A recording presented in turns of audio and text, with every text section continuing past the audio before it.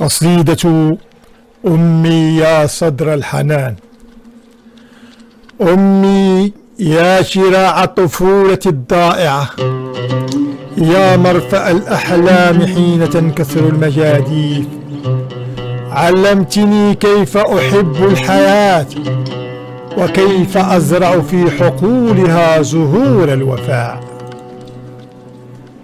حضنك كان خارطتي الأولى ودفء يديك بوصلتي، في عينيك قرأت أسرار النجوم ومن قلبك عرفت كيف أكون أنا.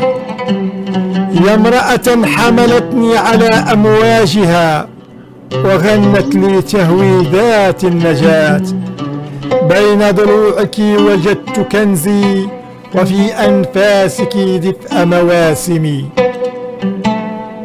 كلما ضاقت بي الأرض كنت سمائي، وكلما أطفأ الحزن شموعي كنت مدينتي المضيئة. أمي يا قصيدة لم يكتبها شاعر، ويا أغنية يعجز عنها وتر، أنت البداية وأنت الختام، وفي حضنك يدوب العمر ويولد الأمان.